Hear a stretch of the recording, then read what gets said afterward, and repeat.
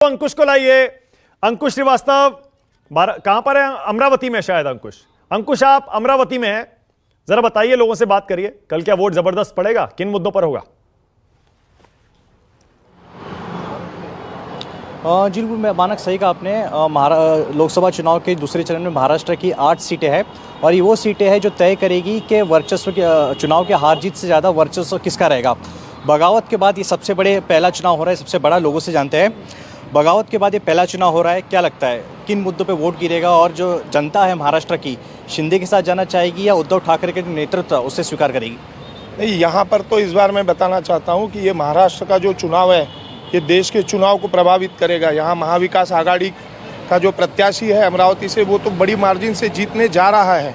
और दूसरी बात ऐसी है कि इस राज्य में जिस असंवैधानिक तरीके से पार्टियों को तोड़ा गया और लोगों को पैसे के बलबूते पे पार्टियां तोड़ करके जो नया गठबंधन यहाँ उन्होंने बनाया था, उसके प्रति बहुत गुस्सा है लोगों के दिलों में। तोड़फोड़ की राजनीति, लेकिन मुद्दे से क्या सहमत है जो काम किया है यहाँ की सांसद ने पिछले 5 साल में निर्दलीय उम्मीदवार के तौर पे?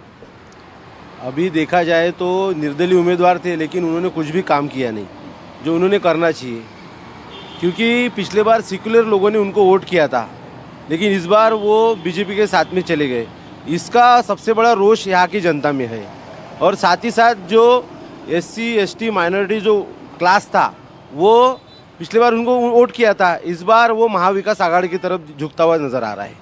आप क्या कहेंगे, किन मुद्दों पर वोट होगा? 5 साल में जो काम किया गया है या फिर पिछले 2.5 साल में जो काम हुआ है राज्य सरकार द्वारा, तोड़फोड़ की राजनीति देखने की मिली, सरकार भी बदली 2.5 साल में, क्या कुछ संतुष्ट है आपसे?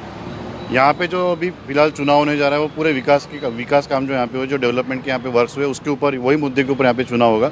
और पिछले 5 सालों में सांसद नवनीत जी राणा ने यहाँ पे जो काम किए हैं, वही मुद्दों को लेकर यहाँ पे जो चुनाव हो रहा है, वो चुनाव अभी अमरावती लोकसभा में होगा।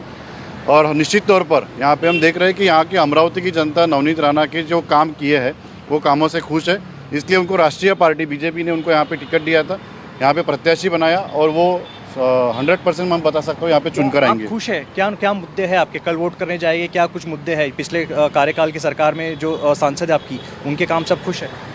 कुछ भी खुश नहीं है, इसलिए हमारे माननीय नामदार बच्चू भाऊ ने यहाँ पे प्रहार जनशक्ति पक्ष के दिनेश बुक को उम्मीदवारी दी है और हम आज 1 नंबर पे अमरावती की पोजीशन में 1 नंबर पे है।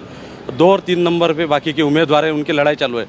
हमारा उम्मीदवार 100% शेतकरियों के लिए, शेत मजदूर के लिए, युवा वर्ग के नौकरियों के लिए, उनके लिए सबसे आगे रहेंगे और वही देश का भविष्य बनाने के लिए आगे रहेंगे। तो बिल्कुल मानक लोगों की अपनी अपनी okay, thank you Ankush, thank you, बहुत बहुत धन्यवाद इस जानकारी के लिए। संजू वर्मा।